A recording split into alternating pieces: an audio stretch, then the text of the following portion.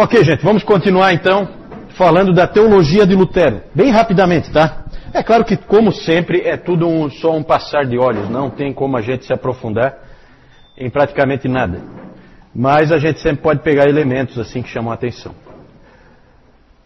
Vou começar com uma frase do Lutero, em que ele diz assim: por aquela única rocha que chamamos de doutrina da justificação pela fé somente, nós queremos dizer que somos remidos do pecado, da morte e do diabo, e somos feitos participantes da vida eterna, não por autoajuda, mas por uma ajuda externa, somente pela obra do unigênito Filho de Deus, Jesus Cristo. Então aí ele fala que a justificação pela fé somente é o que nos salva. É dessa maneira que nós somos salvos. Não porque nós nos ajudamos, mas porque o Senhor Jesus Cristo fez uma obra em nosso lugar. Então, além do sola escritura, que nós já tínhamos visto nele, nós vemos aqui o sola fide, somente a fé, e também sola gratia e solus Christus, também nessa frase nós podemos ver que para Lutero é a mesma coisa. Somente a fé, somente a graça e somente Cristo é tudo a mesma coisa para ele, na cabeça dele. Só que levou muito tempo para o Lutero chegar aí, né? Nesses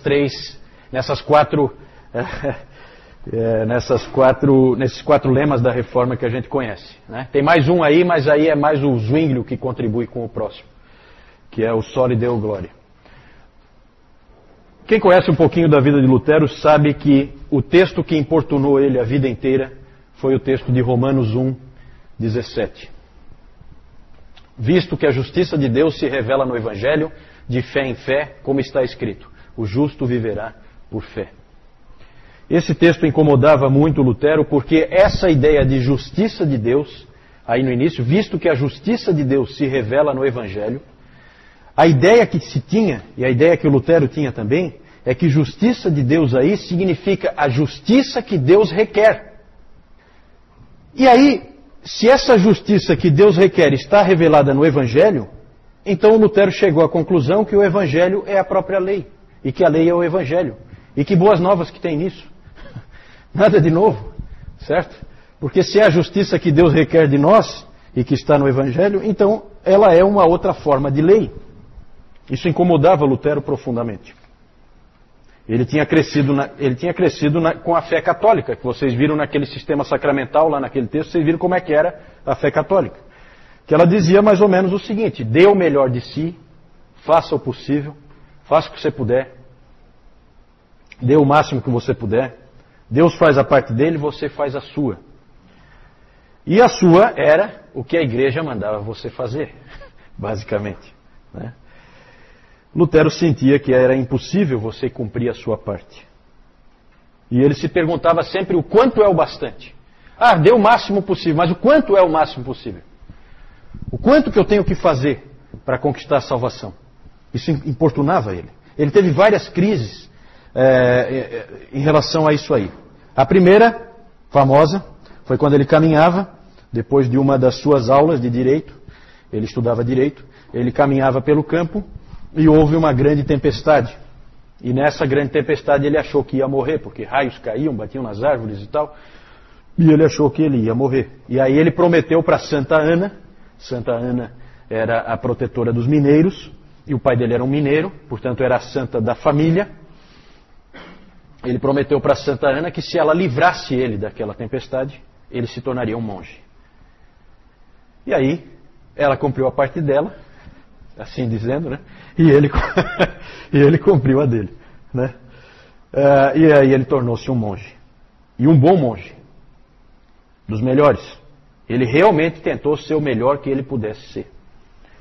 Fazia tudo o que se esperava de um monge e muito mais. Ele tinha que, por exemplo, se confessar.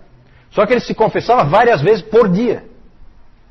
E aí à noite ele lembrava de alguma coisa que ele não tinha confessado. E aí ele ia acordar o confessor dele, que era um outro monge, mais velho normalmente, para confessar aquele outro pecado que tinha vindo à mente dele. E a ponto do confessor dele se irritar tanto com ele, que chegou... é um fato pitoresco aí, né?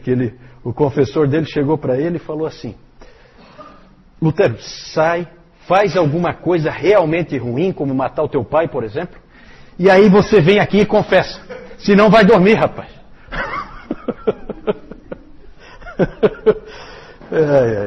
Ele corria atrás da salvação. Outra crise que ele teve foi quando ele foi ordenado padre, finalmente, e ele teve que oficiar a sua primeira missa. E quando chegou a parte em que ele levanta a hóstia, e aí ele tem que dizer aquele hoc est corpus meum, né? Este é o meu corpo, ele então teve um colapso. De tão nervoso que ele ficou, ele não conseguiu fazer. E ele teve não conseguiu levar para frente. Na verdade, Deus não era uma solução para ele, Deus era um problema. Ele via Deus como alguém terrível. Ele estava dentro daquele pensamento que o catolicismo tinha implantado em tanta gente. Tanto que ele chegou a dizer para um amigo dele: eu não amo a Deus, eu odeio a Deus. E aí ele se sentiu mais mal ainda, porque agora, além dele já ter essa situação, ele agora tinha acrescentado a blasfêmia em relação a todo o sentimento que ele já tinha. Então ele era um indivíduo atormentado enquanto monge. Ele tornou-se professor em Wittenberg em 1513, e de 1513 a 1517, que foi quando começou a reforma, ele já tinha ensinado nos livros de Salmos, Romanos, Gálatas e Hebreus. Vejam que é interessante como Deus usa, né? Porque esses 4 livros são livros que, se você parar para pensar, são livros peculiares aí, né? Para alguém que tem que chegar numa conclusão como Lutero chegou, de que a salvação é pela fé somente. Juntar esses 4 livros parece ser uma junção muito boa, né? E foi na providência de Deus que aconteceu. Enquanto ele estudava, ele já começou a receber alguma luz sobre o significado desse texto, Romanos 1,17. E aí houve a famosa experiência da torre, que era a torre onde ficava o quarto dele, o quarto de estudo dele, no mosteiro. Lá, Deus então revelou para ele que a justiça de Deus revelada no Evangelho não é a justiça que Deus requer, mas a justiça que Deus dá. Salvação não é uma obra, é um presente. Isso é transformador. Lutero diz o seguinte: ali eu senti que tinha nascido de novo e entrado no paraíso por portas escancaradas. Tanto quanto eu odiei a expressão justiça de Deus, eu agora a amava. Esse entendimento norteou depois toda a vida dele.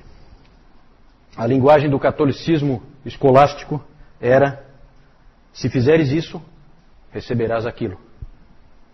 Agora era diferente. Por que recebeste isso, farás aquilo. Completamente o inverso.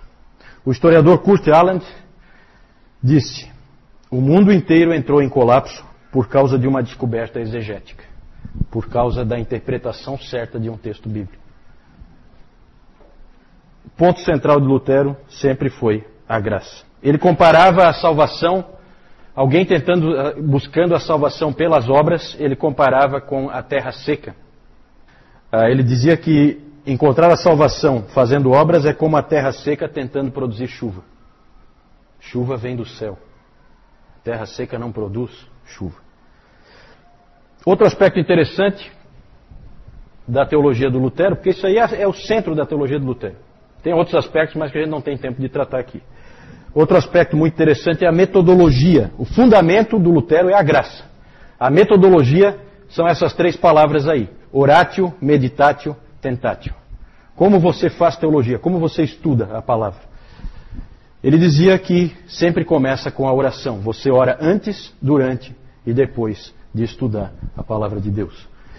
O meditatio é o estudo e a meditação no próprio texto das Escrituras. E o último, muito interessante, bem peculiar do Lutero, ele trouxe isso para dentro da teologia, que ele até fez uma crítica ao Tomás de Aquino, porque o Tomás de Aquino não tinha esse elemento, que é o tentatio, que poderíamos traduzir por teste, prova na vida. Ele dizia que tudo que nos acontece nos ensina a sermos melhores teólogos. Todas as experiências que a gente vive são para que nós nos tornemos melhores teólogos. Isso é o tentatio. É você viver. É você ser provado pelas agruras da vida. É você ficar doente. É um filho seu morrer. É um inimigo te atacar. É você ser humilhado. É você ser traído. É você passar por essas agruras da vida, passar pelas dúvidas, passar pelos momentos de depressão. Tudo isso aí faz o teólogo. Tudo isso aí faz o teólogo. Era o que ele dizia. Oi? Pode. É difícil traduzir essa palavra tentatio, né? Em alemão é Anfechtung. Ele não tem uma tradução boa nem em português, nem em inglês. É uma palavra difícil de traduzir. Tentatio é tentação, né? Só que aí o sentido é outro. Não é aquele sentido que nós temos de tentação. Certo? Mas são essas experiências que você vive. Só para ilustrar, ele disse assim, ó. É vivendo, morrendo e até mesmo sendo condenado que alguém se torna um teólogo. Não é à toa que Davi era um teólogo tão extraordinário. Veja tudo o que ele passou. Ele sofreu tanto que pôde escrever os Salmos. Ele conheceu a Deus por causa da vida que ele teve. Meio que interessante, né? Para a gente parar para pensar. Deus, nas coisas que a gente passa, Deus está nos ensinando quem Ele é. Era assim que o Lutero via. Imagina a força que isso dá. Imagina como é importante para nós, como cristãos, lembrarmos disso aí. Porque isso é que dava força para esse soldado aí.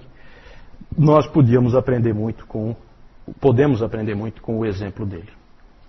O Lutero ele não escreveu uma teologia sistemática como o Calvino fez. A sua teologia ela é conhecida por tudo que ele escreveu, todo o material que ele escreveu, o pequeno catecismo que ele escreveu para as pessoas simples de Wittenberg. Ali você vê um pouco da teologia dele. A Confissão de Augsburgo, que não foi ele que escreveu, mas que tinha muito da teologia dele também. Ela é de 1530. Quem escreveu foi o Philippe Melanchthon, grande amigo dele, grande parceiro, sucessor dele, era o Philippe Melanchthon. E a gente tem que falar um pouquinho do Melanchthon, não tem como não falar um pouquinho dele. O Lutero é de 1483, o Melanchthon é de 1497, e isso dá 14 anos, é isso? De diferença? Né? 14 anos de diferença, então o Lutero já é uma pessoa um pouco mais velha, o Melanchthon um pouco mais jovem. O Melanchthon era professor de grego lá em Wittenberg, desde os 21 anos, e foi o grande amigo de Lutero. É o típico intelectual, o cara calmo, sossegado na dele. Ele permaneceu amigo do Erasmo, porque o Lutero era assim, quando ele discutia com alguém, acabou. Dali para frente é inimigo. O Melanchthon não, permaneceu amigo do Erasmo, se correspondia com o Erasmo. Foi grande amigo de Calvino também. Os dois se correspondiam. Bem interessante a correspondência deles. Eram homens de idades mais próximas, né? A mesma geração. Ele tinha uma personalidade um tanto quanto tímida, medrosa. E o Lutero às vezes tinha que dar um empurrão nele. Porque ele era daquele tipo de pessoa que acha que sempre alguma coisa vai dar errado, né? Então ele ficava com medo de fazer porque não vai dar certo. Sabe aquela pessoa temerosa? Ele era um pouco assim. Bem diferente do Lutero que fazia primeiro, pensava depois, né? Então ele tinha que ser de vez em quando encorajado. Era um teólogo muito hábil. E o Lutero chegou a dizer que... O Lutero é exagerado, né? Ele chegou a dizer que o livro do Melanchthon, Loci Communis, que era um tipo de teologia sistemática, devia ser incluído no cânon. Claro que ali ele estava vendo a teologia dele retratada. Então, ele estava bem, assim, predisposto, né? Claro que ali ele exagerou, né? O problema é que o Melanchthon, mais tarde, se afastou da teologia do Lutero. Só dele que o Lutero morreu, porque senão ele ia ouvir um monte, né? Ele acabou se afastando, ele acabou indo na direção do Erasmo, num aspecto, e na direção do Calvino, no outro aspecto.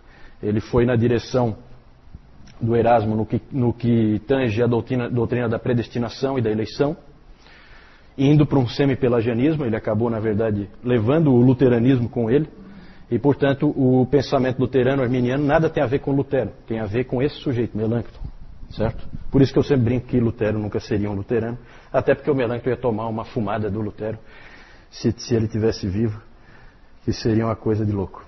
Uma frase do Melanchthon aqui, só para vocês terem uma ideia. O Espírito Santo e a palavra agem primeiro na conversão, mas a vontade do homem não é completamente inativa.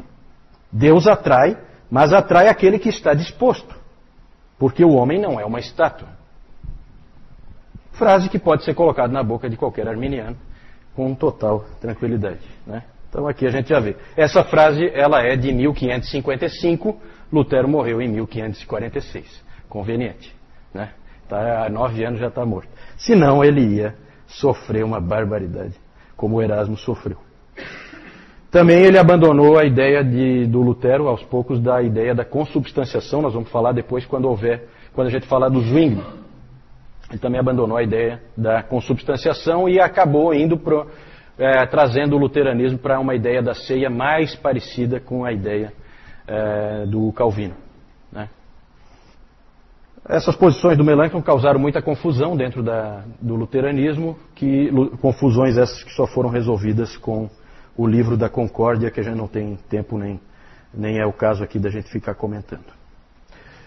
O Melanchthon, de todos os reformadores, ele foi o que mais tentou aproximar os protestantes de volta para a Igreja Católica, foi o que mais manteve conversações. Ele era realmente um indivíduo de personalidade conciliadora, certo? Não gostava de ficar lutando, não é um soldado, né?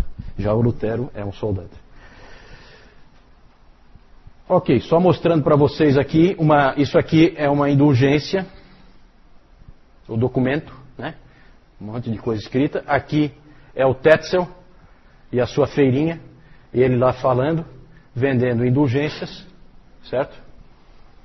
Ali vocês veem Lutero, Frederico o Sábio da Saxônia, a Catarina von Bora e o Melanchthon, aqui personagens que a gente falou nessa história. Aqui as 95 teses. Esse aqui é uma cena do filme Lutero, né? Em que aparece aqui o ator pregando as 95 teses na porta da Igreja do Castelo. Dieta de Worms, onde Lutero compareceu perante o emissário do Papa e o Imperador. E aqui o Castelo de Wartburg, foto atual. Aqui a salinha onde ele trabalhava e onde ele jogou o tinteiro, né? Segundo se diz. Ou o diabo jogou o tinteiro nele antes. Aí há controvérsias. Aqui a bula papal, né? Bula contra Errones, Martini, Luteri e não sei o que, né? Os erros, bula contra os erros de Martinho Lutero. O que o Lutero fez com a bula? Queimou. Ignorou completamente a bula que o excomungava, certo?